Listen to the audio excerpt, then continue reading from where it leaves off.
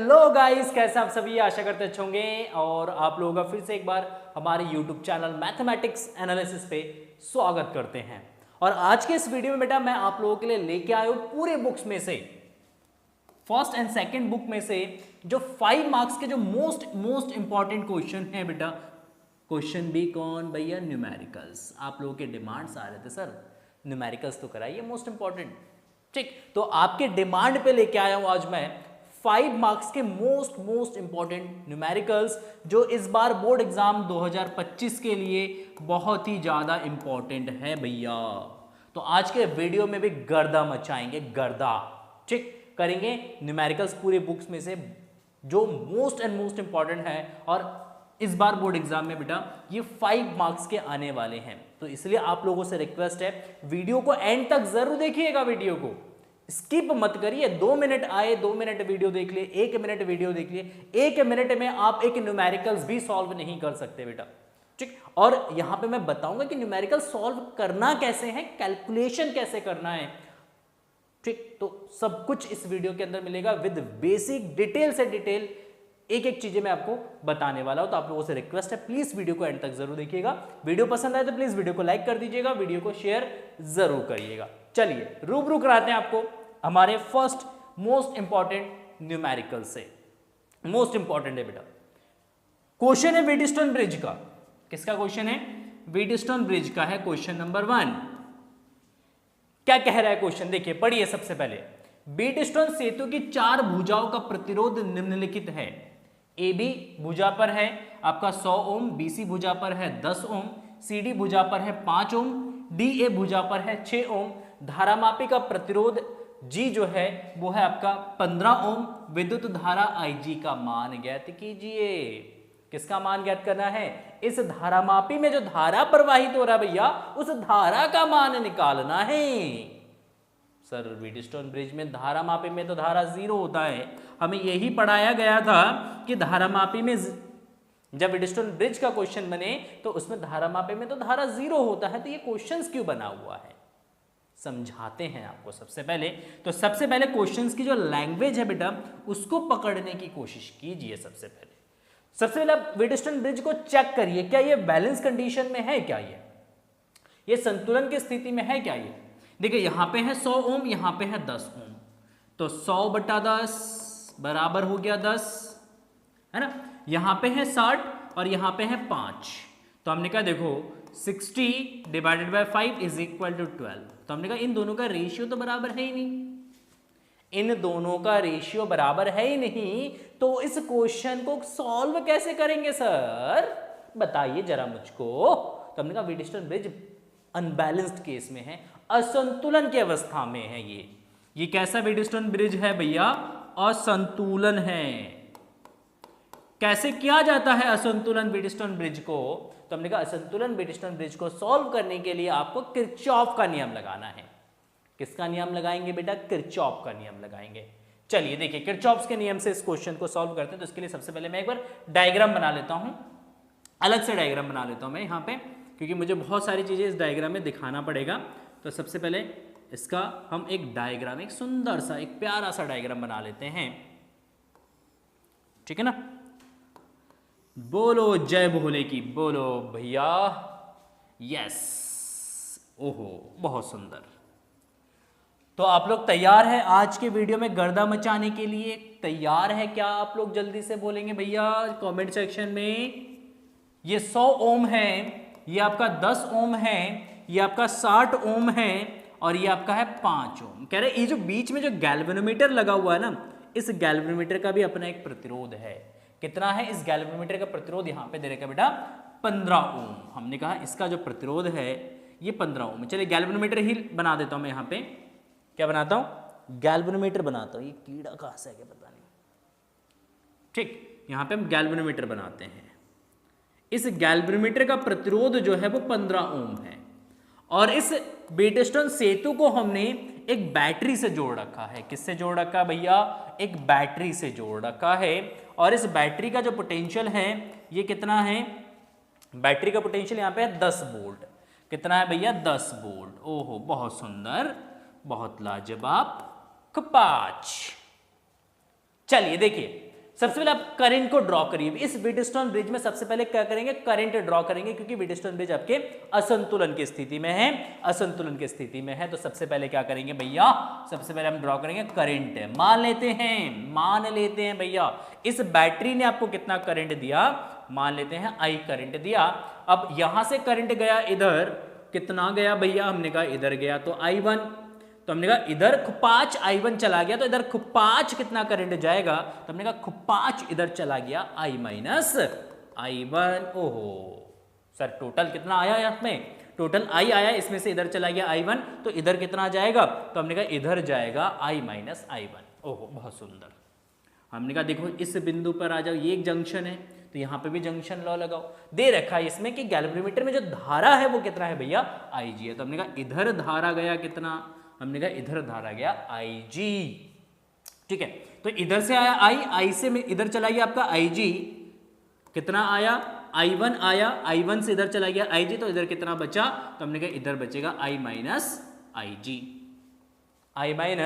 IG। ओहो बहुत बढ़िया। तो हमने कहा इधर से देखो धारा कितना आया I माइनस I1, इधर से कितना धारा आया IG। हमने कहा इस बिंदु पर, इस जंक्शन पे ये दोनों आपस में क्या हो जाएंगे, जुड़ेंगे। अगर यहाँ पे जुड़ेंगे तो यहाँ से धारा निकल जाएगा इधर 5 कितना I माइनस I1, और इधर से आया IG और प्लस IG हम कर देंगे, ठीक है। और यहाँ पे ये दोनों धाराएं आपस में मिलेंगे और जुड़ेंगे, और जुड़ के इधर चले जाएंगे, कितना भाई I चला जाएगा, ठीक। तो इस तरीके से सबसे पहले इस सर्किट में हम क्या करेंगे, धारा को डिनोट कर लेंगे।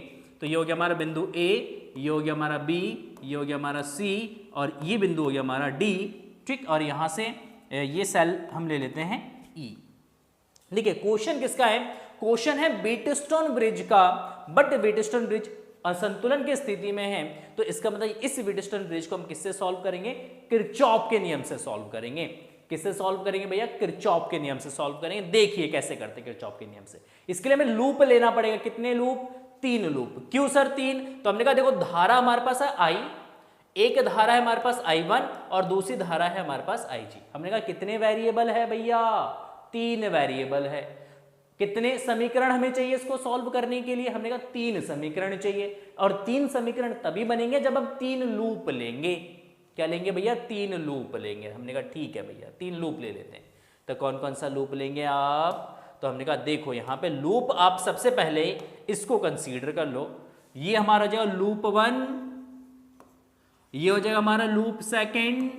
हमने कहा इसको आप ले लो, नीचे वाले को ले लो लूप 3। ये लूप 1, लूप 2, लूप 3, इनमें किरचॉफ्स का नियम लगा दो। सिंपल सा नियम है, धारा की दिशा में चलेंगे तो धनात्मक, धारा के विपरीत दिशा में चलेंगे तो IR का वैल्यू ले लेंगे ऋणात्मक।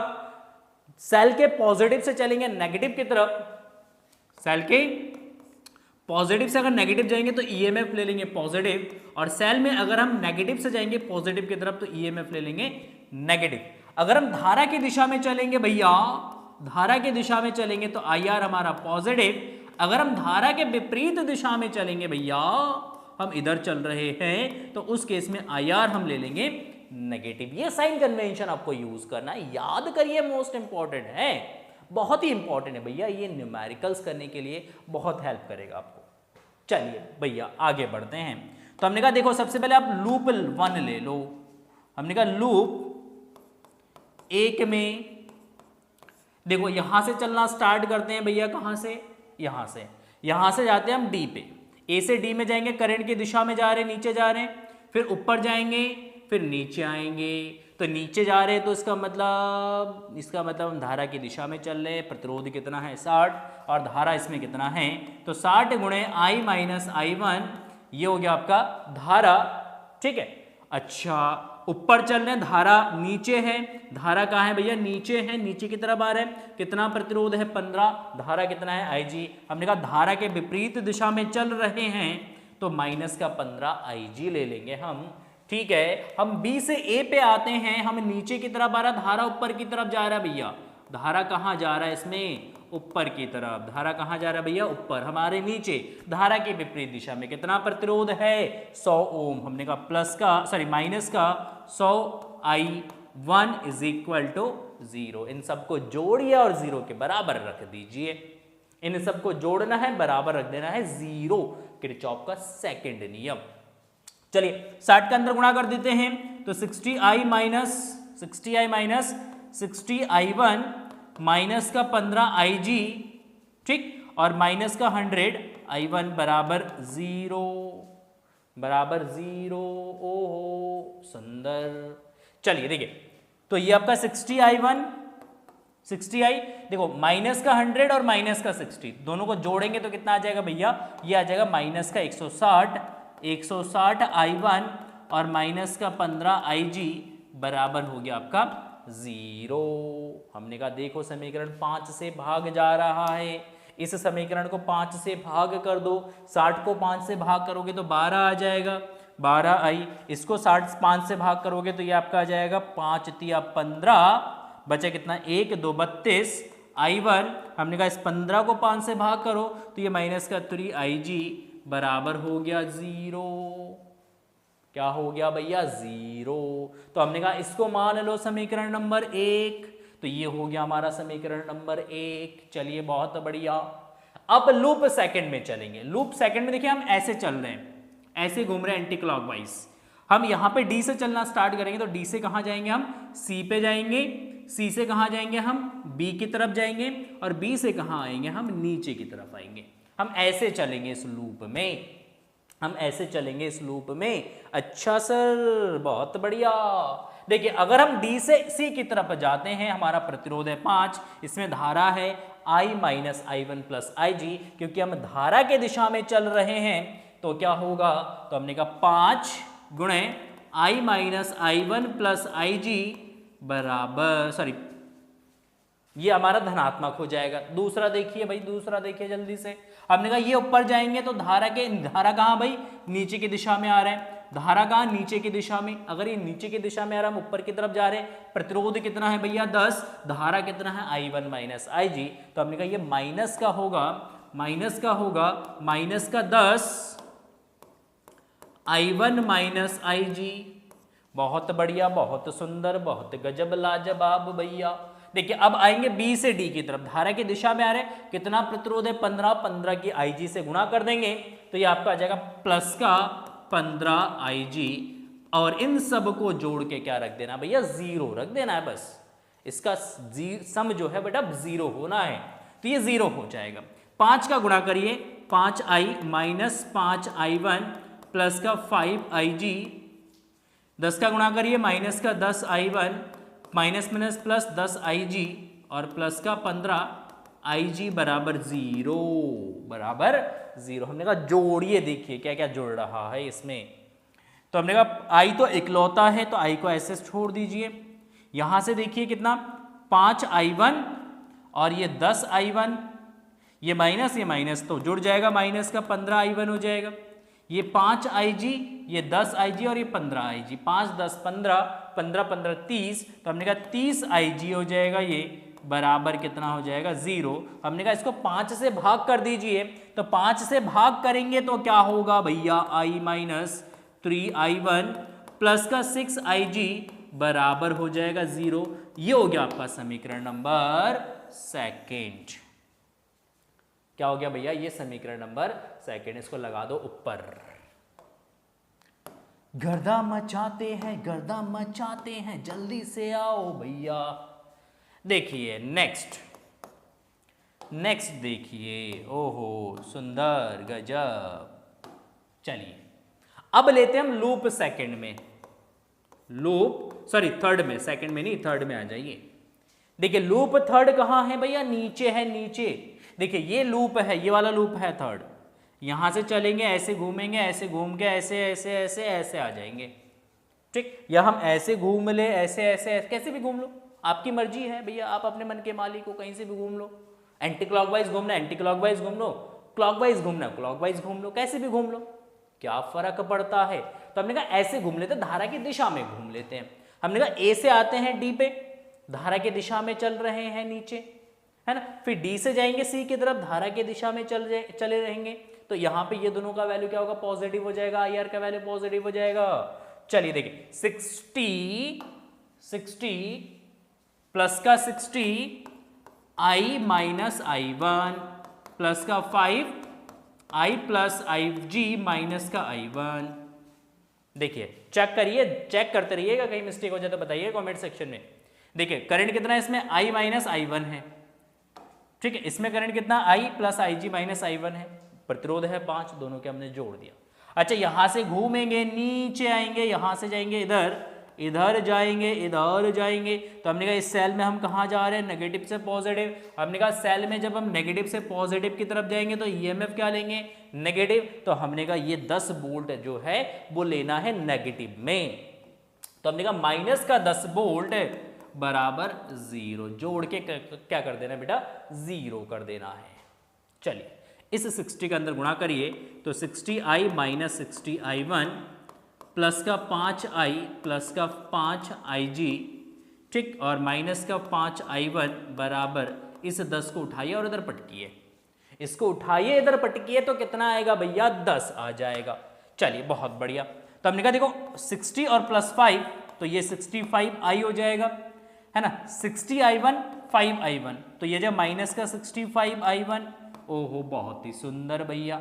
अच्छा क्या बचा, प्लस का 5ig बराबर हो जाएगा आपका 10। तो हमने कहा देखो 5 से ये इक्वेशन फिर से भाग हो रहा है, इस 5 से इस समीकरण को फिर से भाग कर दीजिए, तो ये जाए 13 पंजे 65 माइनस का 13 पंजे 65, और ये आ जाएगा प्लस का IG बराबर हो जाएगा आपका 10, बराबर हो जाएगा आपका 10। हमने कहा ये हो गया हमारा समीकरण नंबर 3। अब हमारे पास 3 समीकरण हैं और इन तीनों समीकरणों को क्या करना है बेटा, आपको सॉल्व करना है। पहला समीकरण मैं लिख लेता हूँ पीछे से यहाँ पे, क्योंकि नहीं तो मुझे बार बार नीचे पलटना पड़ेगा। हमारा पहला समीकरण है 12i माइनस 32i1 माइनस का 3ig बराबर 0। चलिए एक बार मैं इसको चेक कर लेता हूँ, मुझे थोड़ा सा कंफ्यूजन हो रहा है, एक बार चेक कर लेते हैं क्या दिक्कत है। 60i माइनस i1 माइनस का 15ig, क्योंकि हम ऊपर जा रहे हैं, ये जा रहा है नीचे, माइनस का 60i1 sorry 100i1 is equal to 0, क्योंकि धारा ऊपर हम नीचे आ रहे हैं, नेगेटिव है, ठीक है। 60 माइनस का 15 माइनस का 100, तो 60 और i1 हम ऐड करेंगे तो 160 i1 हो जाएगा, और माइनस का 15ig, ठीक है। अगर 5 से इसको भाग करेंगे तो 12 पंजे 60, 32 पंजे 160, ठीक है, और 15 से इसको डिवाइड करेंगे, ठीक है, ठीक है, 12 32 और 3, 12 32 और 3, ठीक। यहाँ पे लिख देता हूँ मैं 12i माइनस का 32 i1 माइनस का 5ig इज इक्वल टू 0। 5 है 3 है, सॉरी 3 है, अरे भैया क्या करते हो, 3ig बराबर 0। चलिए सॉल्व करते हैं, ये है हमारा समीकरण नंबर 1। तो हमारे पास 3 समीकरण है बेटा, इन तीनों समीकरणों को सॉल्व करना है, सॉरी ये एक समीकरण है, एक है समीकरण। अब हमें क्या करना है, इन सभी समीकरणों को क्या करना है बेटा, सॉल्व करना है। इन सभी समीकरणों को सॉल्व करने के लिए कांसेप्ट क्या लगाएंगे, विलोपन विधि से भी कर सकते हैं, विस्थापन विधि से भी कर सकते हैं। आपको जो विधि सही लगता है उस विधि से आप इन तीनों समीकरणों को हल कर सकते हैं। तो हमने कहा देखो यहां से ना आई का वैल्यू निकाल देते हैं, तो हमने कहा यहां से आई कितना जाएगा, इसको उठा के इधर पटक दो, तो हमने कहा 3i1 माइनस का 6ig हो जाएगा। हमने कहा इस वाले वैल्यू को यहाँ पे समीकरण, इस वाले समीकरण में रख दो, तो इस वाले समीकरण में रख देते तो कितना आएगा, 12i की जगह रख देंगे हम 3i1 माइनस का 6ig माइनस का 32i1 माइनस का 3ig इज इक्वल टू 0। हमने कहा समीकरण 2 से i1 का वैल्यू निकालिए और उसको समीकरण नंबर 1 में रख दीजिए। समीकरण 1 में रख दिया, 12 से गुणा कर दीजिए, अंदर 12 या 36 i1, 12 चिंग 72 ig माइनस का 32i1 माइनस का 3ig बराबर हो जाएगा 0। हमने कहा 36 में से 32 को घटाइए, 36 में से 32 को घटाइए, कितना आएगा भैया, तो हमने कहा ये आ जाएगा आपका 4i1, 72 और 3 को जोड़ेंगे तो ये जाएगा 75ig बराबर हो जाएगा 0। तो हमने कहा देखो भैया यहां से i1 हो जाएगा आपका 75/4ig। हमने कहा i1 कितना आ जाएगा, 75/4ig।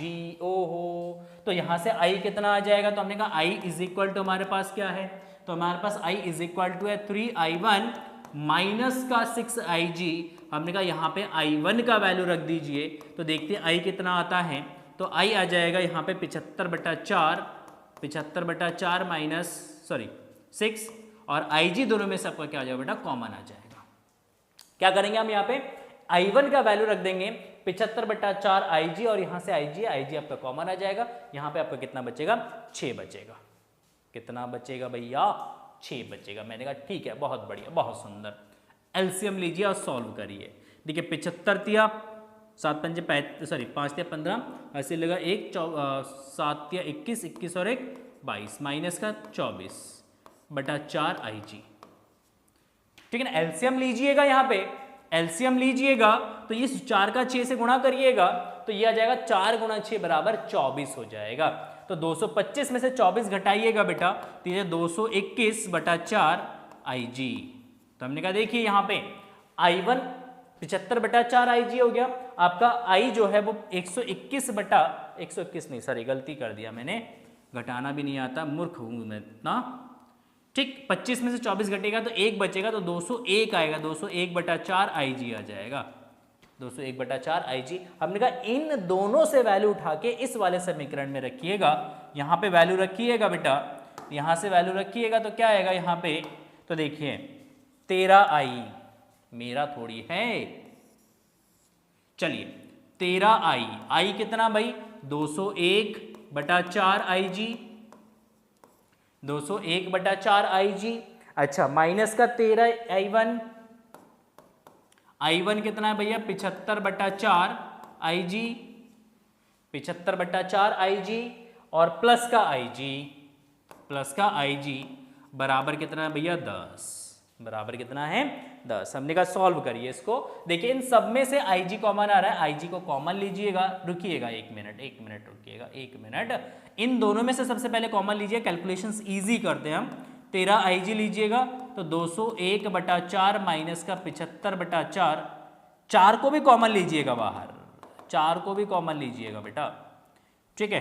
कैलकुलेशंस इजी करना है हमें, तो 13/4 IG कॉमन आ जाएगा यहाँ पे, तो यह 201 माइनस 75 और प्लस का IG बराबर हो गया आपका 10, है ना। 201 में से 75 घटाइएगा तो 1 में से 5 गया 6, बचा कितना 9, 9 में से 7 गया 2, 126 गुणा 13/4 IG प्लस का IG बराबर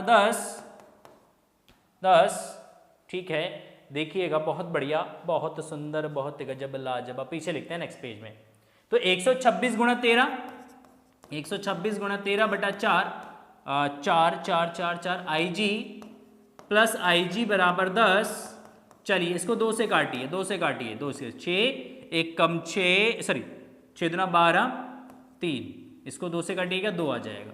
13 की 63 से गुणा करिए, 13 तिया 39, 39 का 9 बचा कितना 3, 13 तिया 39, 39 का 9 बचा 3, 13 छिंग 78, 78 और 3 कितना हो गया आपका 78 और 3 78, 79, 80, 81, कितना हो जाएगा भैया 81/2, ठीक। IG प्लस का IG बराबर हो गया 10।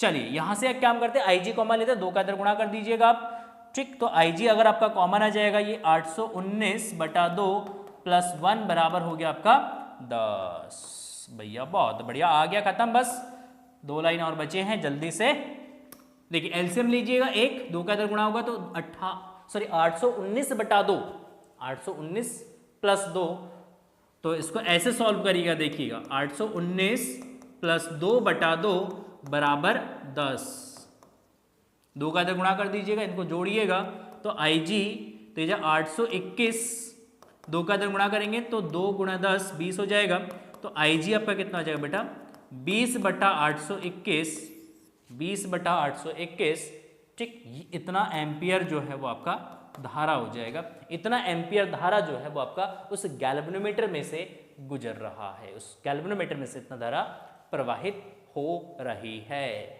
ठीक। गर्दा काटा क्वेश्चन का, बहुत ही सिंपल सा क्वेश्चन तो नहीं कहेंगे क्योंकि 5 नंबर का क्वेश्चन है, 5 नंबर का क्वेश्चन है तो कम से कम आपको थोड़ा तो तकलीफ देगा भैया, ये थोड़ा सा तकलीफ देगा। देखिए ऐसे ही करना है इस क्वेश्चन को, आप कैसे भी समीकरण को सॉल्व कर सकते हैं, प्रतिस्थापन विधि से भी कर सकते हैं, आप विलोपन विधि से भी कर सकते हैं, आप वज्रगुणन विधि से भी कर सकते हैं। आपको जो मेथड अच्छा लगता है आप उसी मेथड से करिएगा क्वेश्चन। आप इसका स्क्रीनशॉट ले लीजिए, क्वेश्चंस को प्रैक्टिस करिए। मोस्ट इंपॉर्टेंट क्वेश्चन है किरचॉफ्स लॉ पे बेस्ड क्वेश्चंस। बेटा बोर्ड एग्जाम्स में हर साल आता है, हर साल आता है।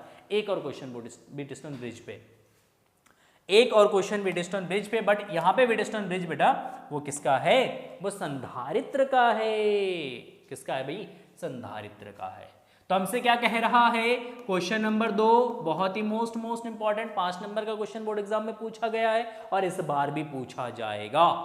देखिए, निम्नलिखित परिपथ में निम्नलिखित की गणना कीजिए। दिए गए परिपथ में निम्नलिखित की गणना कीजिए। क्या गणना करना है, सबसे पहला आपको निकालना परिपथ की तुल्य धारिता और दूसरा आपको निकालना 3 माइक्रोफैरड तथा 2 माइक्रोफैरड वाले संधारित्र पर आवेश। ओहो सुंदर, 6 6 6 4 6, ठीक है। देखिए इसको हम ले लेते C1, इसको नाम दे देते C2, ये C3 हो जाएगा बेटा, ये आपका C3 और ये हो गया आपका C4 और बीच वाला हो गया आपका C5, बीच वाला हो गया C5। चेक करिए, देखिए सबसे पहले आपके पास C1 दे रखा है, कितना दे रखा है, हमने कहा C1 दे रखा है 12 माइक्रोफैरड। अच्छा C2 कितना दे रखा है आपके पास, C2 दे रखा है 6 माइक्रोफैरड, 6 माइक्रोफैरड, ठीक। और क्या दे रखा है भैया, C3 दे रखा है आपका 6 माइक्रोफैरड, 6 माइक्रोफैरड और C4 आपका दे रखा है 3 माइक्रोफैरड। तो आप चेक करिए सबसे पहले, देखिए C1 बाई C2 12/6 बराबर 2, C3 बाई C4 चेक करिए 6/3 बराबर 2। इसका मतलब इन दोनों का अनुपात बराबर है। तो हम क्या लिखेंगे, अतः C1 by C2 is equal to C3 by C4। ये किसमें है भाई, ये संतुलन की अवस्था में है, संतुलन की अवस्था में है। तो इसका मतलब यहां पे जो व्हीटस्टोन ब्रिज दे रखा है बेटा, ये व्हीटस्टोन ब्रिज आपका बैलेंस कंडीशन में है, क्योंकि हमने बैलेंस कंडीशन यहां पे चेक कर लिया, क्योंकि इन दोनों संधारित्रों का अनुपात इन दोनों संधारित्र के अनुपात के बराबर है। इसका मतलब संधारित्र जो यहां पे लगे हुए हैं, इसकी वजह से जो व्हीटस्टोन ब्रिज बना हुआ है, ये व्हीटस्टोन ब्रिज आपके संतुलन की अवस्था में है भैया। किसकी अवस्था में, संतुलन की अवस्था में। समझ में आ रहा है, संतुलन की अवस्था में क्या होता है, इस वाले संधारित्र में कितना धारा प्रवाहित होगा, तो इसमें से धारा प्रवाहित होगा 0। तो हमने कहा यहां पे धारा हो जाएगा 0। अगर यहां पे धारा 0 है तो इस वाले संधारित्र का यहां पे कोई काम नहीं है। तो हमने क्या करना है, हमने इस संधारित्र को यहां से हटा देना है। हमने कहा इसका कोई काम नहीं है भैया, देखो यहां पे इसका कोई काम नहीं है। चलिए बहुत बढ़िया, बहुत सुंदर। देखिए कपाच। देखिए अब अगर इस संधारित्र को यहां से हटा देते हैं तो हमारे पास 4 संधारित्र बचेंगे, C1 C2 C3 C4। ऊपर वाले दोनों को हम श्रेणी क्रम में जोड़ेंगे, नीचे वाले दोनों को हम श्रेणी क्रम में जोड़ेंगे, फिर जो भी बचेगा उसको समानांतर क्रम में हम जोड़ देंगे। और ऐसे ही व्हीटस्टोन ब्रिज को सॉल्व किया जाता है, चाहे वो संधारित्र हो या प्रतिरोध हो। तो सबसे पहले आप यहां पे लिखेंगे C1 तथा C2 किसमें है, ये श्रेणी क्रम में है। तो अगर ये श्रेणी क्रम है तो इसकी तुल्य धारिता 1/C dash is equal to 1/C1 plus 1/C2। तो ये आपका आएगा 1/12 प्लस 1/6। तो 12 इसका एलसीएम हो जाएगा बेटा, तो 12 × 12 6 दूना 12, तो 3/12 हो जाएगा। 3 से 12 को काटिएगा तो 1/C डैश बराबर कितना आएगा 4। तो यहां से C डैश बराबर हो जाए 4 माइक्रोफैरड, सॉरी कितना आ गया 4 माइक्रोफैरड। हमने कहा बहुत बढ़िया, ठीक। नेक्स्ट अगर हम बात करें यहां पे, तो देखिए अब यहां पे C3 और C4 ये दोनों संधारित्र भी किसमें जोड़ेंगे, ये भी समानांतर क्रम में जोड़ेंगे। कान खोल के सुनिए जल्दी से। देखिए C3 व C4 भी किसमें होंगे भैया, ये भी होंगे श्रेणी क्रम में। ओहो बहुत सुंदर, किसमें होंगे, श्रेणी क्रम। हमने कहा ये दोनों श्रेणी क्रम में हैं, तो अगर ये दोनों श्रेणी क्रम में तो उसकी तुल्य धारिता 1/C double dash that is 1/C3 plus 1/C4। हमने कहा 1/C3, C3 कितना भाई, C3 है 6 माइक्रोफैरड और C4 कितना है 3 माइक्रोफैरड। हमने कहा इनको जोड़िए, एलसीएम इसका आएगा 6। हमने कहा 6 कम 6, 3 दूना 6, तो यह 3/6, तो 3 से काटिएगा 1/2 आ जाएगा, तो यहाँ से C डबल डैश आपका आ जाएगा बेटा कितना 2 माइक्रोफैरड। तो हमने डबल डैश आ गया 2 माइक्रोफैरड। हमने कहा इन दोनों को किस में जोड़ेंगे, इन दोनों को समानांतर क्रम में जोड़ेंगे। देखिए कैसे बनेगा सर्किट। अब यहाँ पे सर्किट कुछ इस तरीके से बनेगा बेटा, अरे प्रतिरोध नहीं है, संधारित्र है। एक संधारित्र यहाँ पे जुड़ गया, एक संधारित्र आपका यहाँ पे जुड़ गया, और इसके बीच में एक बैटरी जुड़ी हुई है। कितने वोल्ट की चेक कर लेते हैं, कितने वोल्ट की, 10 वोल्ट की बैटरी है। कितने वोल्ट की बैटरी है भैया, 10 वोल्ट की बैटरी है। ठीक, ये संधारित्र C डैश, ये हो गया हमारा C डबल डैश। इस तरीके से आपका सर्किट बचेगा। अब इन दोनों में क्या करेंगे, हम इन दोनों को समानांतर क्रम में जोड़ देंगे। हमने कहा C डैश व C double dash, C dash व C डबल डैश किसमें भाई, ये आपका समांतर क्रम में। ये किसमें है, ये समांतर क्रम में, तो उसकी तुल्य धारिता हो जाएगा बेटा C बराबर C dash plus C double dash. तो हमने कहा C डैश का वैल्यू कितना है, चेक करिए जरा एक बार। C डैश कितना है, C डैश आपका 4 माइक्रोफैरड है, C डबल डैश कितना है आपका 2 माइक्रोफैरड है। दोनों को जोड़िए भाई, दोनों को जोड़िए, तो ये आपका जाएगा 4 प्लस का 2 बराबर 6 माइक्रोफैरड। तो हमने कहा टोटल धारिता जो है वो आपका आ गया 6 माइक्रोफैरड। हमने कहा संधारित्र की जो तुल्य धारिता है वो कितना है, वो आपका आ गया 6 माइक्रोफैरड। ओहो बहुत सुंदर, पहला पार्ट तो ये हो गया हमारा कि संधारित्र की जो तुल्य धारिता है वो निकालना था आपको। इस सर्किट का टोटल जो है आपको कैपेसिटेंस निकालना था, परिपथ की तुल्य धारिता, ये हमारा निकल चुका है, ये हमारा निकल चुका है। चलिए दूसरे केस में क्या करें कि 3 माइक्रोफैरड और 2 माइक्रोफैरड वाले संधारित्र पर आवेश कितना होगा। थोड़ा सा टेक्निकल होके सोचिएगा बेटा इस क्वेश्चन के लिए। देखिए यहाँ पे जो 2 माइक्रोफैरड का संधारित्र है इसमें तो धारा 0 है, तो इसका मतलब इस 2 माइक्रोफैरड संधारित्र पर आवेश कितना होगा, 0 आवेश होगा, क्योंकि इस वाले परिपथ में, इस वाले भुजा में धारा 0 है, तो संधारित्र आपका आवेशित नहीं होगा, संधारित्र आपका आवेशित नहीं होगा। तो इसका मतलब ये 2 माइक्रोफैरड की जो संधारित्र है इस पे आवेश कितना हो जाएगा, इस पे आवेश हो जाएगा आपका 0। बचा क्या, तो हमने कहा बचा यहाँ पे ये 3 माइक्रोफैरड संधारित्र की, 3 माइक्रोफैरड, तो यहाँ पे ये लगा हुआ है 3। अच्छा ये दोनों श्रेणी क्रम में हैं, तो इन दोनों में श्रेणी क्रम में है, तो हमने कहा इन दोनों में आवेश क्या होगा, बराबर होगा। हमने कहा अगर इस पे Q1 आवेश है तो इस पे भी Q1 आवेश होगा। तो हमने कहा इन दोनों पे अगर मान लो Q1 आवेश, इन दोनों की जो तुल्य धारिता है, अगर इन दोनों के तुल्य धारिता का क्या है, इन दोनों की तुल्य धारिता 2 माइक्रोफैरड। हमने कहा अगर इस 2 माइक्रोफैरड पे अगर आवेश Q1 है तो 6 पे भी और 3 पे भी आवेश कितना होगा, Q1 होगा। तो इन दोनों का तुल्य धारिता सर्किट हमने यहाँ पे बनाया है। तो इस वाले संधारित्र पर आवेश निकाल दो, इसे C डबल डैश पे आवेश निकाल दो। C डबल डैश पे जितना आवेश होगा इतना ही आवेश किस पे होगा बेटा, 3 माइक्रोफैरड वाले संधारित्र पर होगा। तो सेकंड केस में देखिए क्या होगा भैया, सेकंड केस में देखिए C डबल डैश बराबर कितना है, 2 माइक्रोफैरड संधारित्र पर आवेश, संधारित्र पर आवेश। हमने कहा कितना आवेश, तो आवेश इस पे हो जाएगा Q is equal to C double dash into V, क्योंकि देखिए दोनों समानांतर क्रम में है ना। समांतर क्रम में क्या होता है, समांतर क्रम में क्या होता है, विभव बराबर होता है, और श्रेणी क्रम में आवेश और धारा बराबर होता है।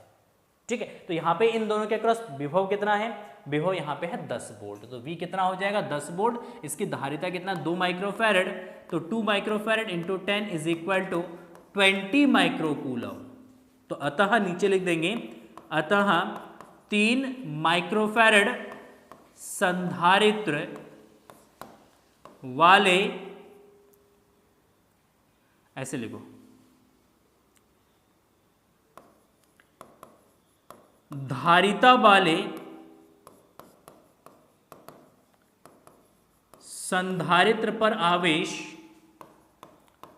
संधारित्र पर आवेश कितना, तो हमने कहा संधारित्र पर आवेश जो है वो 20 माइक्रोकूलम होगा। तो इसका आंसर कितना आ जाएगा, 20 माइक्रोकूलम। ठीक, आप समझे नहीं तो इसको मैं ऐसे समझाता हूं। देखिए ये जो C डैश है ये दो संधारित्र का संयोजन है ना, C डबल डैश भी दो संधारित्रों का संयोजन है ना, ये 12 और ये 6, ये 6 और ये 3। तो हमने कहा देखो इसमें अगर आपका Q आवेश है, इसमें कितना आवेश जा रहा है Q, तो इसका मतलब इस वाले भुजा पर कितना आवेश होगा Q, इस पे Q आवेश होगा तो इसमें भी Q आवेश होगा, इसमें भी Q आवेश होगा, मतलब इन दोनों पे भी उतना ही आवेश होगा। इसका मतलब अगर C डबल डैश पे Q आवेश का मतलब 20 माइक्रोकूलम का आवेश है, तो इसका मतलब इस 6 माइक्रोफैरेड पे भी 20 माइक्रोकूलम का आवेश होगा, और इस 3 माइक्रोफैरेड पे भी कितना आवेश होगा बेटा, 20 माइक्रोकूलम का आवेश होगा।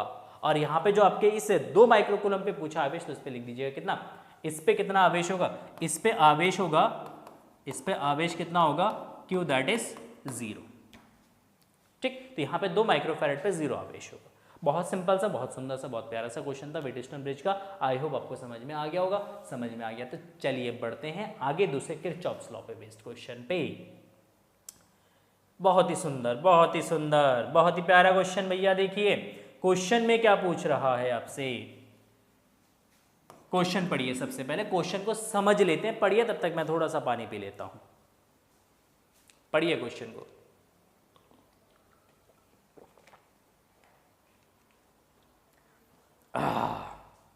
गर्दा काटेंगे भैया, न्यूमेरिकल्स का गर्दा काटेंगे आज।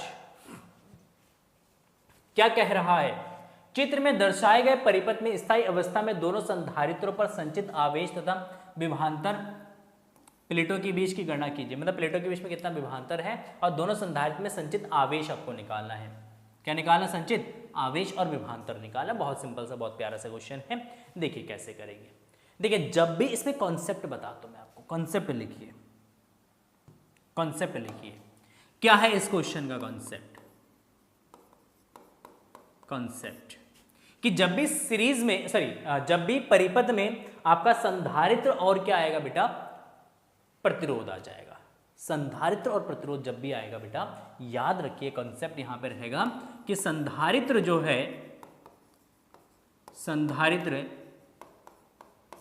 धारा को ब्लॉक कर देगा।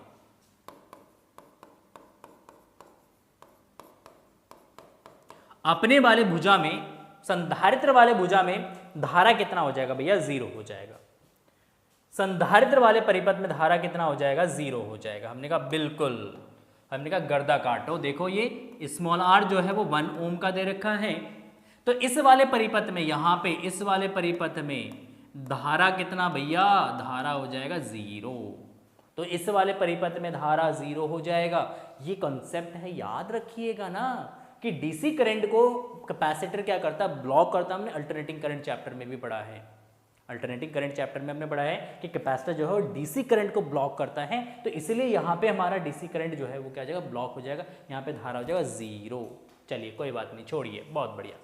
चलिए आगे बढ़ते हैं। तो इसका मतलब इस बैटरी से जो भी करंट मिलेगा आई, ये यहाँ से घूमेगा, ऐसे घूम जाएगा, ये धारा आई ऐसे घूम जाएगा। ठीक, हमने कहा कितनी धारा है भाई, तो धारा तो निकालेंगे सिंपल तरीके से। किरचॉफ्स लॉ का भी यूज कर सकते हैं और डायरेक्टली हम सिंपल तरीके से भी हम ओम्स लॉ का यूज करके भी हम धारा निकाल सकते हैं परिपथ में। तो हमने कहा परिपथ का कुल प्रतिरोध कितना है, परिपथ का कुल प्रतिरोध। हमने कहा देखो इन तीनों में धारा समान है, इन तीनों में सेम धारा प्रवाहित हो रहा, आई धारा प्रवाहित हो रही है। इसमें भी आई है, इसमें भी आई है, और सब में आई धारा है। तो इसका मतलब ये तीनों प्रतिरोध किसमें है, ये तीनों प्रतिरोध जुड़ेंगे आपके श्रेणी क्रम में। अगर धाराएं बराबर है सभी प्रतिरोधों में तो उसको श्रेणी क्रम में जोड़ा जाता है। जब धाराएं अलग अलग होंगी तो समानांतर क्रम में जोड़ेंगे, याद रखिएगा बेटा। ठीक, तो इन तीनों को जोड़ दीजिए श्रेणी क्रम में। तो श्रेणी क्रम में इनको जोड़ेंगे तो डायरेक्टली ये ऐड हो जाएगा 5 + 6 + 1, 5 + 6 + 1 बराबर कितना, 12 ओम। हमने कहा धारा कितना प्रवाहित था इसमें, तो धारा I बराबर हो जाएगा हमारा दैट इज V/R। कौन सा नियम लगाया हमने यहाँ पे, ओम का नियम। कौन सा नियम भैया, ओम का नियम। ओहो बहुत सुंदर। हमने कहा ओम के नियम में पोटेंशियल कितना 12, प्रतिरोध कितना 12, धारा कितना आया है 1 एम्पियर। मतलब इस परिपथ में कितनी धारा, 1 एम्पियर। कितनी धारा भैया, 1 एम्पियर। चलिए बहुत बढ़िया, बहुत सुंदर, गजब, लाजवाब, बेहतरीन। अच्छा सर, तो देखिए चलिए आगे बढ़ते, किरचॉफ्स लॉ भी लगाना पड़ेगा हमें यहाँ पे, किरचॉफ्स लॉ भी लगाना पड़ेगा, किरचॉफ्स लॉ भी लगाना पड़ेगा। देखिए यहाँ पे जो कैपेसिटर है, अब किरचॉफ्स लॉ से करेंगे, किरचॉफ्स लॉ से करेंगे, अब इजी हो जाएगा हमारा। इस कैपेसिटर पे कितना आवेश है वो निकालना है, और कितना विभवांतर है ये आपको ज्ञात करना है। तो सबसे पहले विभवांतर निकाल लेते हैं, आवेश अपने आप आ जाएगा। विभवांतर निकालेंगे तो आवेश अपने आप आ जाएगा। तो हमने क्या कहा, हमने कहा मान लेते हैं सबसे पहले कि इस वाले प्लेट पर कितना विभवांतर V1 और इस वाले संधारित्र पर कितना विभवांतर है V2। दो प्लेटें हैं यहाँ पे, ये के प्लेट है, ये के वाली प्लेट है, ये के वाली प्लेट है, ये के प्लेट है। देखो ये वाली प्लेट पॉजिटिव से जुड़ा हुआ है तो इस पे पॉजिटिव चार्ज, इस पे नेगेटिव चार्ज, इस पे पॉजिटिव चार्ज, इस पे नेगेटिव चार्ज। देखिए हम एक लूप लेंगे यहाँ पे, ये वाला लूप ले लेंगे, एक लूप 1 और एक ये पूरा लूप ले लेंगे हम, ऐसे ऐसे करके पूरा लूप लेंगे। ये जो लूप सेकंड, नाम लिख देता हूँ, नाम से समझते हैं हम इसको, है ना, लूप को नाम से समझते हैं। देखिए A B C D E F, ठीक। सबसे पहले हम यहाँ पे लूप यूज करेंगे, किरचॉफ का नियम यूज करेंगे। किरचॉफ का नियम, कौन सा नियम भैया, किरचॉफ का नियम, किरचॉफ का नियम। देखिए लूप कौन सा लेंगे हम यहाँ पे, तो हमने कहा लूप ले लेते हैं सबसे पहले लूप क्या ले लेते हैं,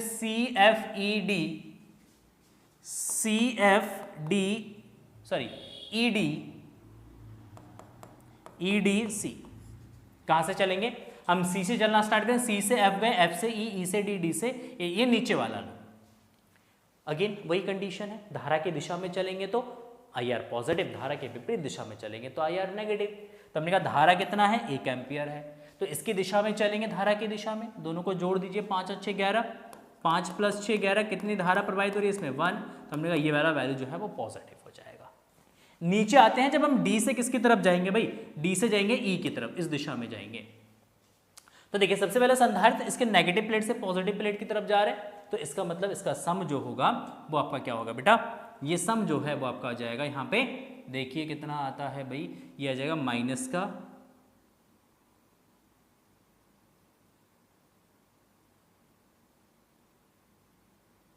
माइनस का V2 और ये आ जाएगा आपका माइनस का V1 बराबर 0, क्योंकि पॉजिटिव से नेगेटिव की तरफ चलेंगे। किरचॉफ्स लॉ का जो कन्वेंशन है, अगर हम नेगेटिव से किसकी तरफ जाते हैं, पॉजिटिव की तरफ जाते हैं, तो विभव जो है वो नेगेटिव लिया जाएगा। और जब पॉजिटिव प्लेट से नेगेटिव प्लेट की तरफ जाएंगे तो विभव क्या लेंगे, हम पॉजिटिव में लेंगे, ठीक है।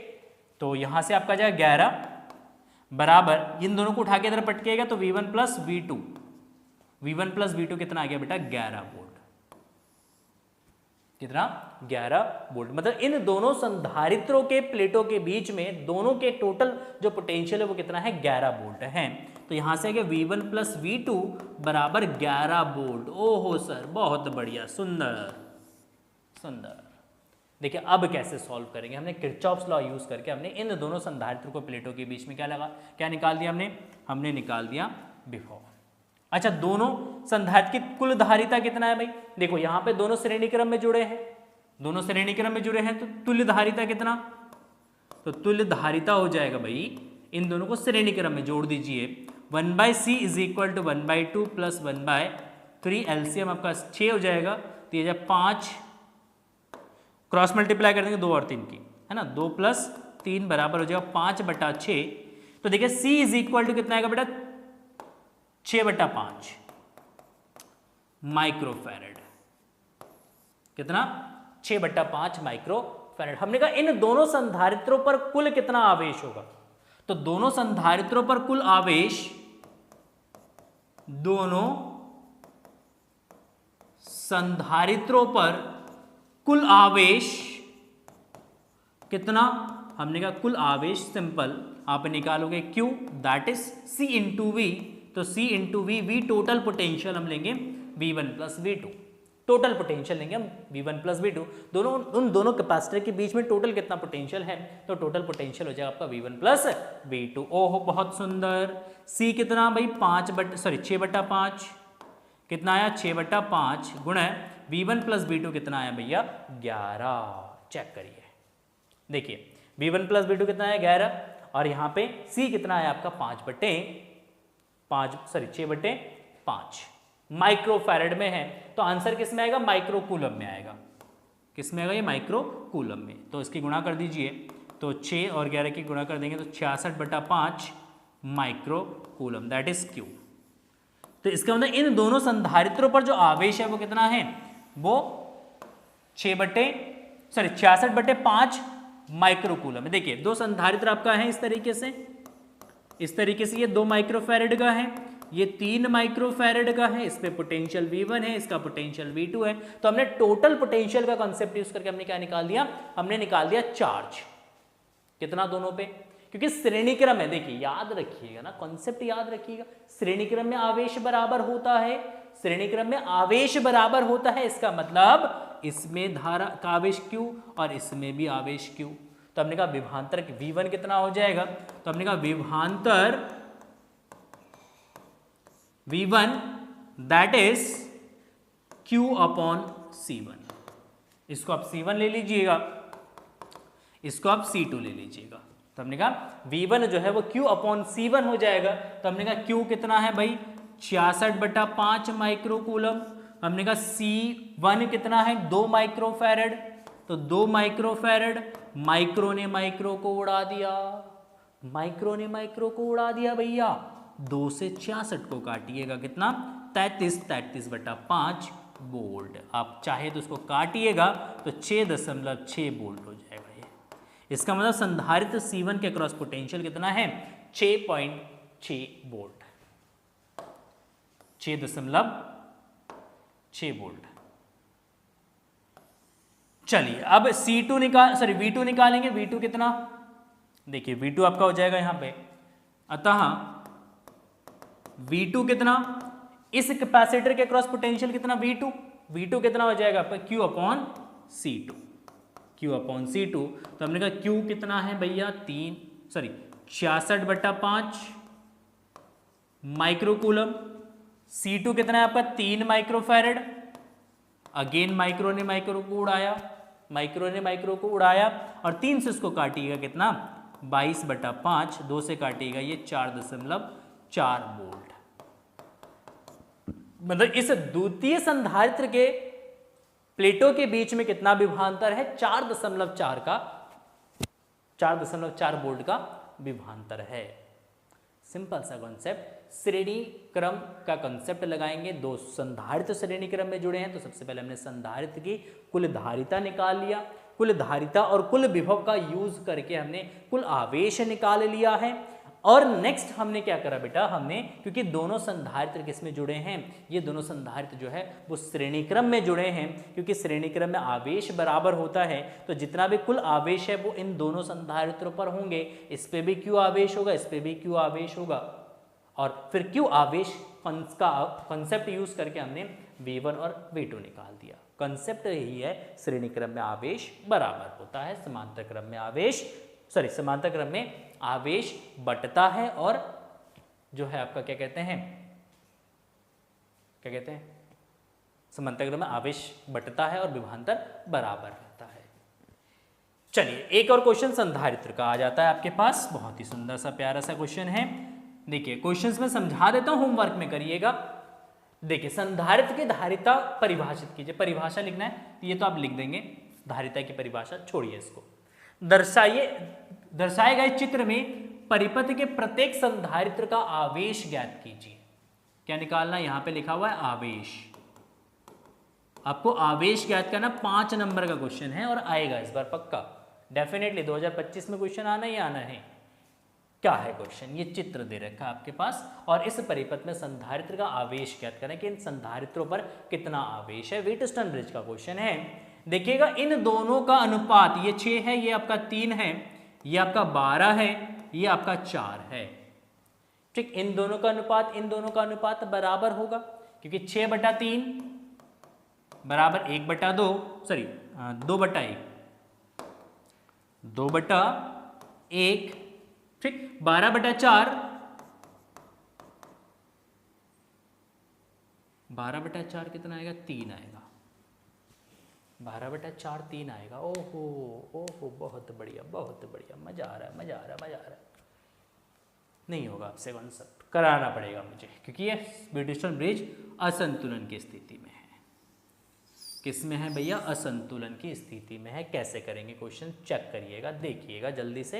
इस क्वेश्चन को भी हम करते हैं, बहुत बढ़िया क्वेश्चन है भाई, मेरे हिसाब से स्टैंडर्ड क्वेश्चन है। ऐसे क्वेश्चन बोर्ड एग्जाम्स में आने चाहिए, स्टैंडर्ड क्वेश्चन है। देखिए बीच में आपका एक आपका प्रतिरोध है। इस प्रतिरोध को हमने किससे जोड़ा है? एक बैटरी से जोड़ा है। कितने वोल्ट की बैटरी है भैया? 20 वोल्ट की बैटरी है। 10 ओम का प्रतिरोध है, 10 ओम का प्रतिरोध है। देखिए अभी एक कॉन्सेप्ट मैंने आपको बताया था इससे पहले क्वेश्चन में, इसी कॉन्सेप्ट का यहाँ पे भी यूज होना है। कॉन्सेप्ट क्या है? संधारित्र धारा को क्या करता है? ब्लॉक करता है। संधारित्र धारा को ब्लॉक करता है। तो यहाँ पे ये जो संधारित्र है, ये संधारित्र भी धाराओं को क्या कर देंगे? ब्लॉक कर देगा। क्या कर देगा भाई? ब्लॉक कर देगा। हमने कहा ठीक है कर दो ब्लॉक, कोई दिक्कत नहीं है। तो हमने कहा यहाँ पे एक संधारित्र लगा हुआ है, एक संधारित्र आपका यहाँ पे लगा हुआ है, एक संधारित्र आपका यहाँ पे लगा हुआ है,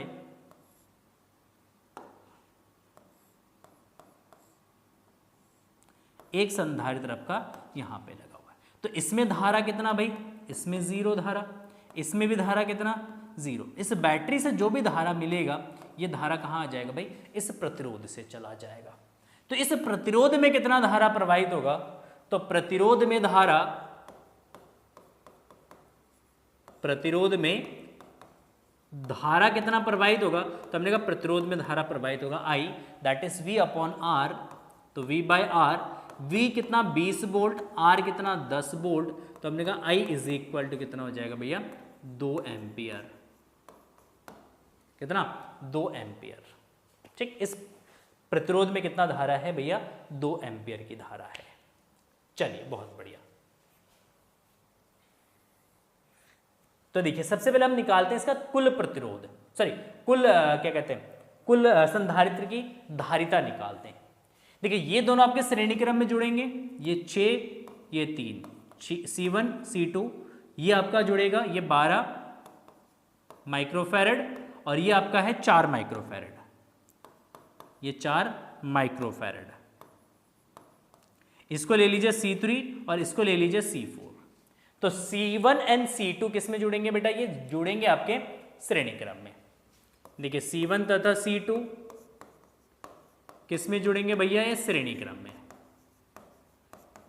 इन दोनों को श्रेणी क्रम में जोड़ेंगे तो कुल धारिता आ जाएगा 1/C dash 1/C1 plus 1/C2। कितना है भाई? 6 और 3, तो 1/6 प्लस 1/3, तो ये आपका आ जाएगा 6 एलसीएम हो जाएगा, 6 कम 6 3 दूना 6, तो 3/6 बराबर 1/2। तो यहाँ पे C डैश कितना आ जाएगा बेटा? आपका 2 माइक्रोफैरड आ जाएगा। C डैश कितना आ गया? 2 माइक्रोफैरड।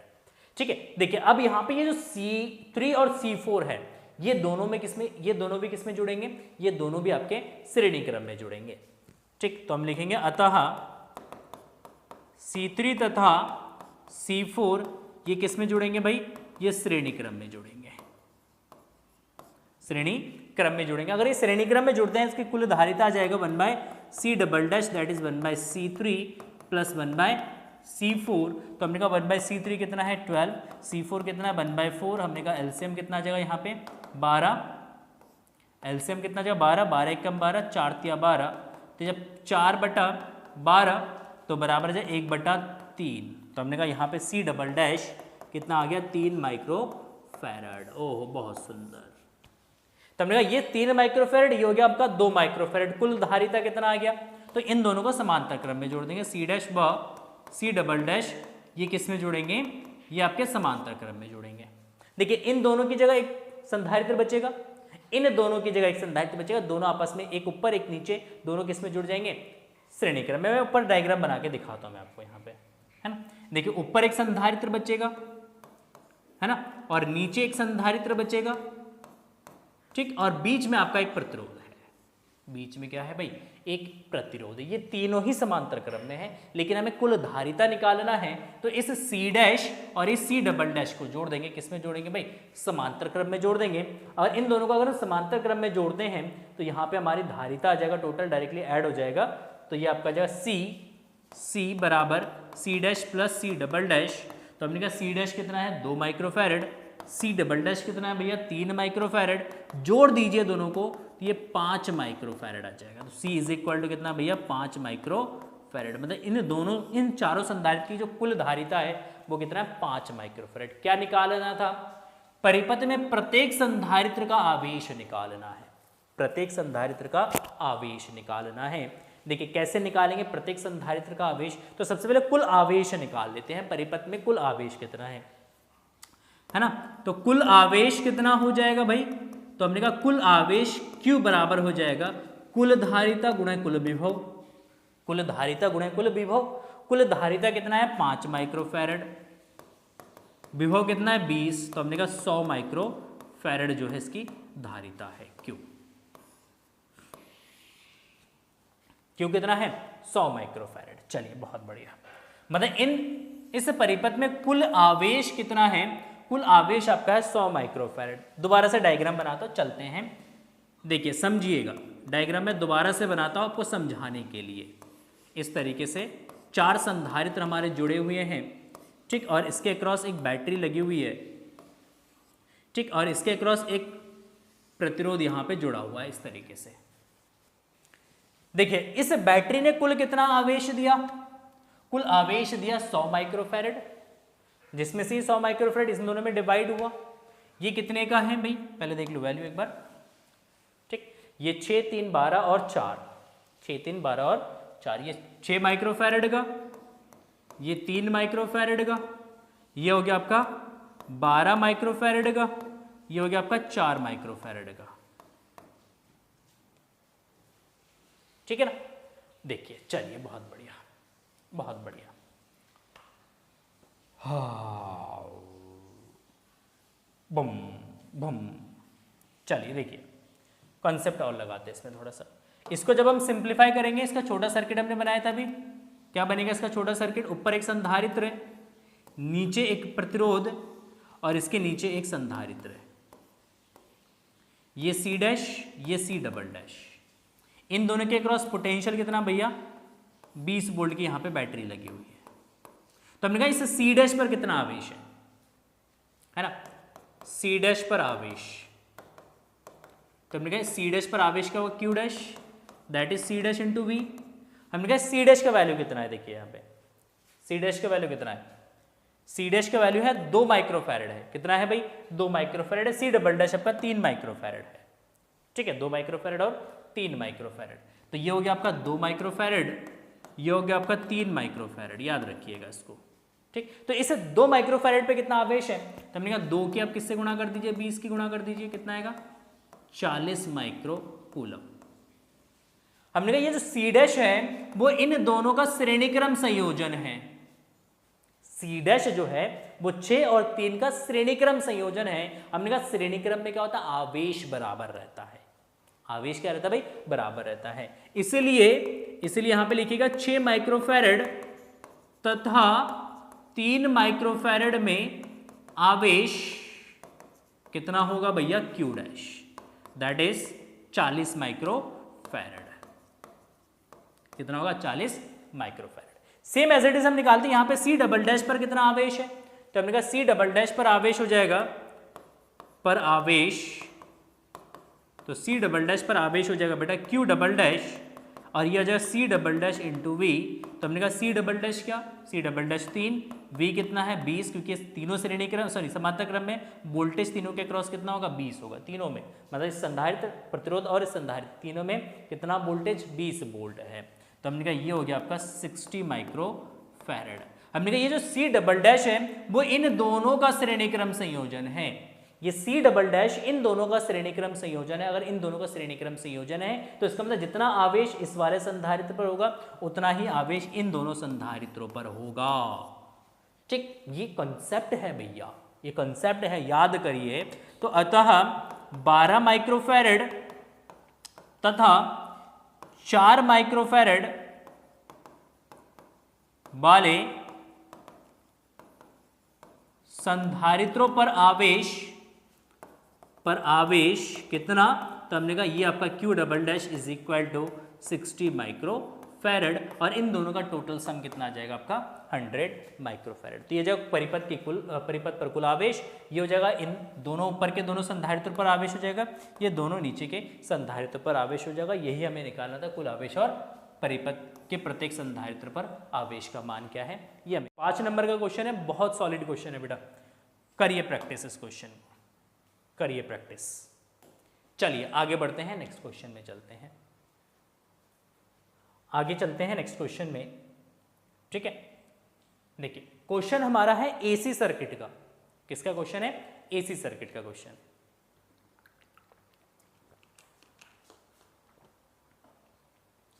देखिए एसी सर्किट में क्वेश्चंस, एसी सर्किट का क्वेश्चन है। ठीक, क्वेश्चन क्या है? प्रत्यावर्ती परिपथ की प्रतिबाधा से क्या तात्पर्य है? प्रतिबाधा से क्या तात्पर्य? प्रतिबाधा की परिभाषा लिखेंगे। प्रतिबाधा क्या होता है? सिंपल कि एलसीआर परिपथ या एलआर परिपथ या सीआर परिपथ के द्वारा प्रतिरोध के मार्ग में जितना अवरोध उत्पन्न किया जाता है, उस अवरोध को ही हम सिंपली क्या बोलते हैं बेटा? प्रतिबाधा बोलते हैं। चलिए इसका मात्रक लिखें, मात्रक ओम होता है। क्या होता है भाई? इसका मात्रक ओम होता है, ओम होता है। दिए गए परिपथ में अमीटर और वोल्टमीटर के पाठ्यांक ज्ञात कीजिए। अमीटर और वोल्टमीटर के क्या निकालने भैया? पाठ्यांक निकालने हैं।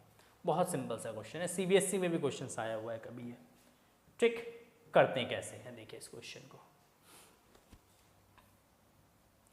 सबसे पहले यहां पे अब चेक करिए कि जो आपका एलसीआर परिपथ है कि एलसीआर परिपथ के अनुनाद की स्थिति में है।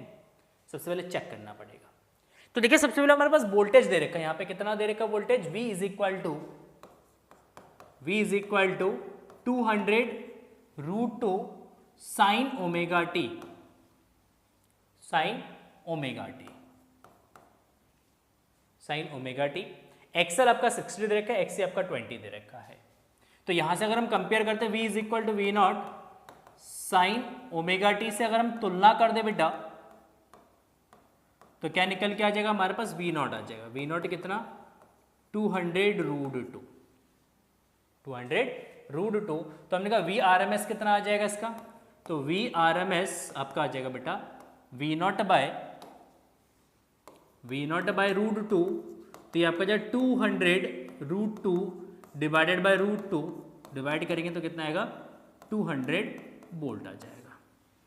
मतलब यहाँ पे जो सोर्स लगा हुआ है, इस सोर्स का VRMS वैल्यू कितना आ जाएगा? VRMS वैल्यू हो जाएगा वर्ग माध्यमूल मान जो वोल्टेज का वो आ जाएगा 200 वोल्ट। ठीक ना।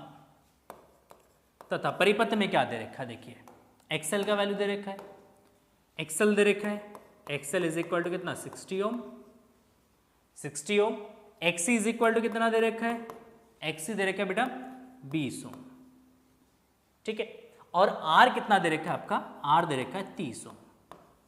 तो क्या निकालेंगे? सबसे पहले निकालेंगे प्रतिबाधा। क्या होता है सूत्र प्रतिबाधा का? तो Z बराबर होता है बेटा root of R square plus XL minus XC का होल स्क्वायर। तो हमने कहा आर कितना है भैया? 30, तो 30 का स्क्वायर प्लस 60 माइनस 20 का स्क्वायर हो जाएगा।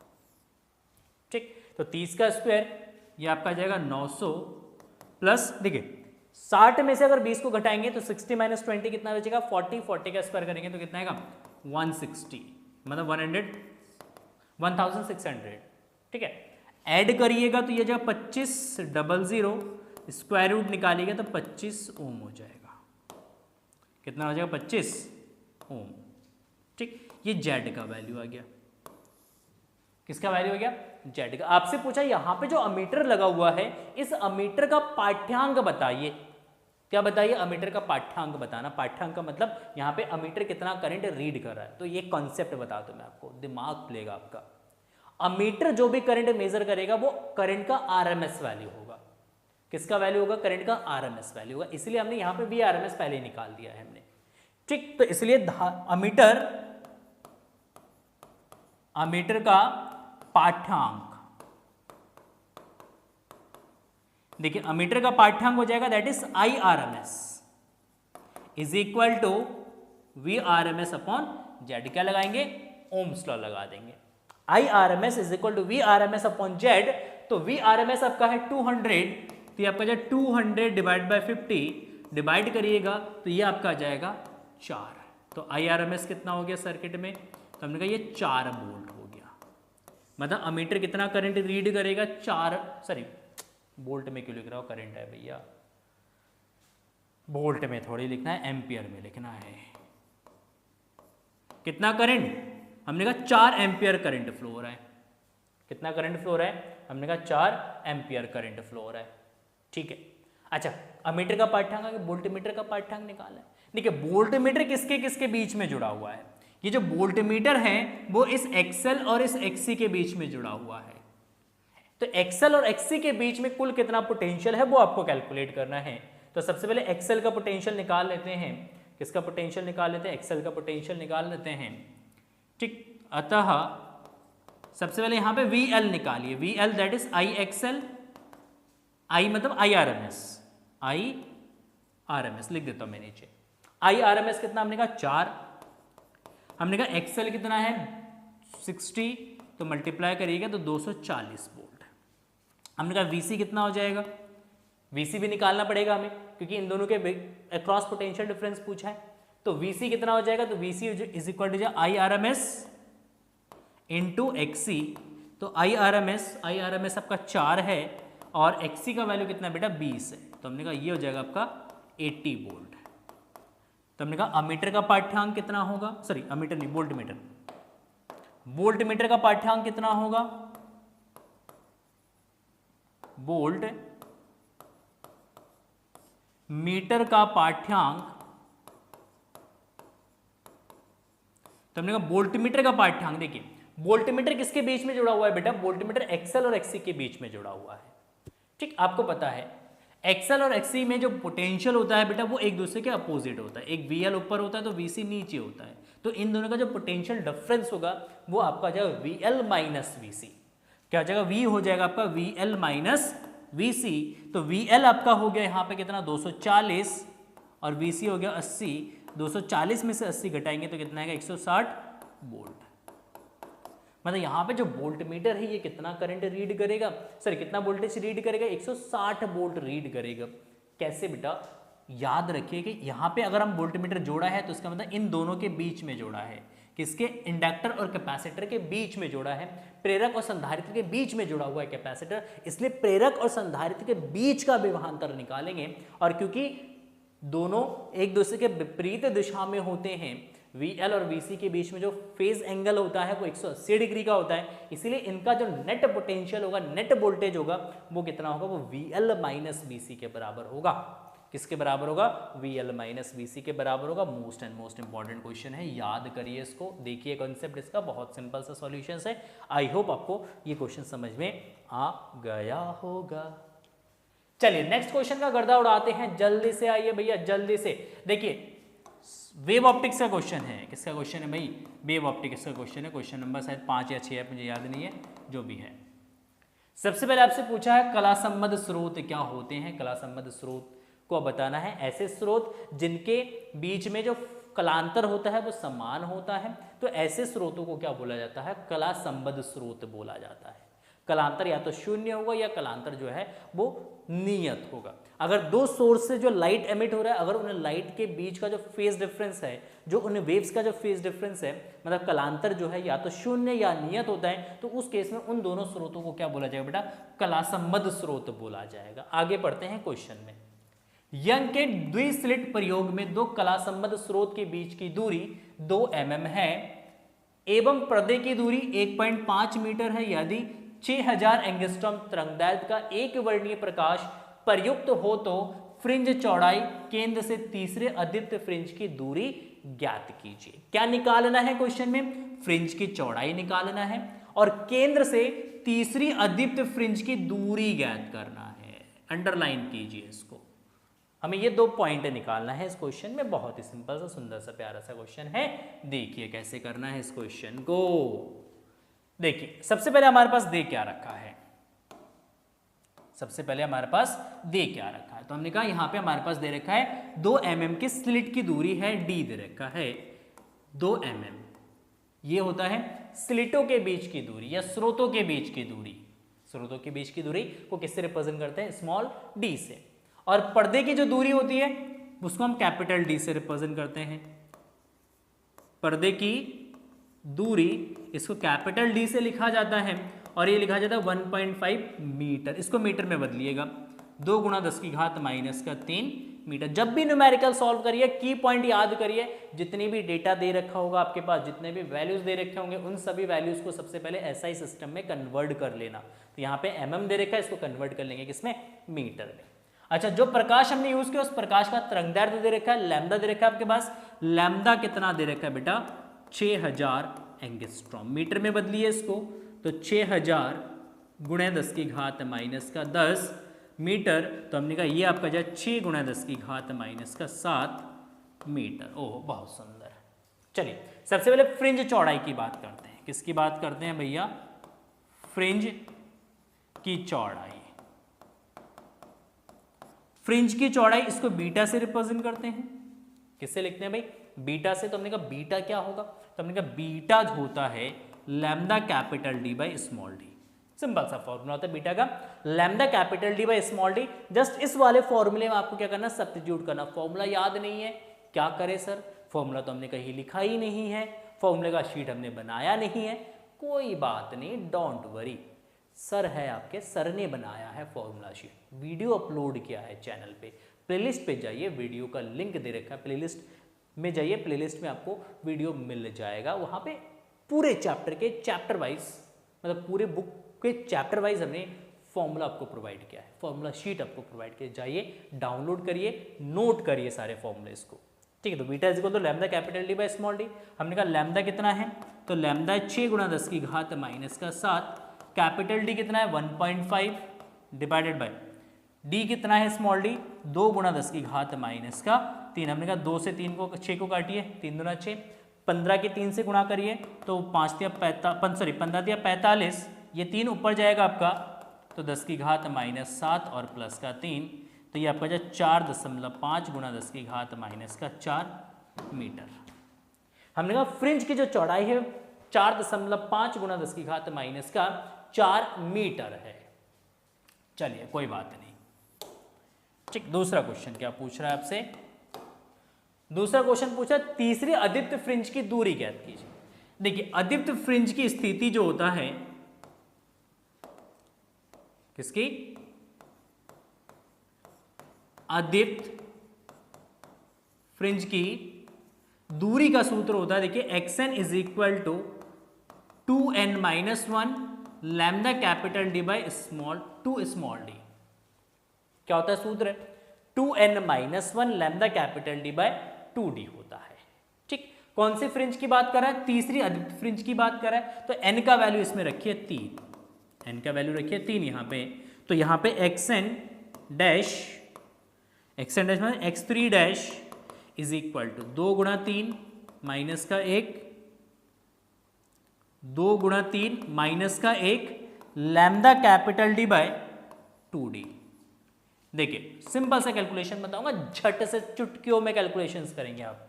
3 दूना 6, 6 माइनस 1 5, 5/2 5/2 और lambda capital D by small D. Bar bar calculations करने की जरूरत नहीं है।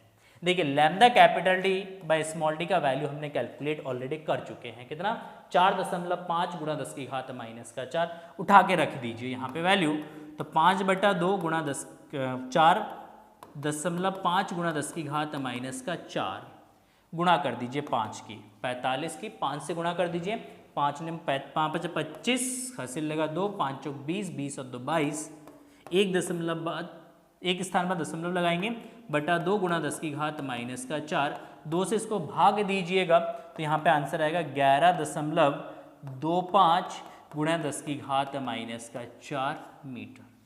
मतलब जो तीसरी अदीप्त फ्रिंज है वो 11.25 गुणा 10 की घात माइनस 4 मीटर की दूरी पर बनेगा। आई होप आपको ये क्वेश्चन समझ में आ गया होगा। सिंपल, आपको जस्ट फ्रिंज की चौड़ाई वाला फॉर्मूला यूज करना है और यहाँ पे आदित्य फ्रिंज की स्थिति का फॉर्मूला यूज करना है। बस 2 फॉर्मूले अपने आपको वैल्यू सब्स्टिट्यूट करना है एंड देन क्वेश्चन आपका सॉल्व हो जाए। 5 नंबर में क्वेश्चन से बोर्ड एग्जाम से पूछा जाता है, हर साल पूछा जाता है किसी न किसी सैंपल पेपर में या किसी न किसी आपके क्या कहते हैं, बहुत सारे आपके सेट्स बनते हैं तो किसी न किसी सेट में क्वेश्चंस आ जाता है, टपक पड़ता है। याद करिए क्वेश्चंस को, समझिए, एक बार प्रैक्टिस जरूर करिए।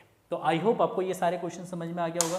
जितने भी क्वेश्चंस मैंने आपको करवाए ये सारे क्वेश्चंस प्रैक्टिस करिए। मिलते हैं नेक्स्ट वीडियो में और नेक्स्ट वीडियो में भी बेटा कुछ इंपॉर्टेंट न्यूमेरिकल्स और हम लोग क्या करेंगे, डिस्कस करेंगे। इंपॉर्टेंट डेरिवेशंस हम लोग डिस्कस करेंगे, इंपॉर्टेंट डेफिनेशंस हम लोग डिस्कस करेंगे और इंपॉर्टेंट लॉज हम लोग डिस्कस करेंगे। तो किस टॉपिक पे वीडियोस चाहिए, इंपॉर्टेंट लॉज पे या इंपॉर्टेंट डेरिवेशन पे, इंपॉर्टेंट न्यूमेरिकल्स पे और इसके अलावा और भी इंपॉर्टेंट न्यूमेरिकल्स। एक तो ये हो गया हमारा, ठीक। इसके अलावा और भी वीडियोस चाहिए तो आप कमेंट सेक्शन में लिखिएगा, या इंपॉर्टेंट डेफिनेशंस पे, ठीक। जिस भी टॉपिक पे वीडियो चाहिए कमेंट सेक्शन में लिखिए। कमेंट सेक्शन आपका है, जितना भी चाहे मन उतना लिखिए, जितना आपको समझ में आता है आप देखिए, जितना नहीं समझ आता है तो कमेंट सेक्शन में लिख के अपने डाउट्स को क्लियर कीजिएगा।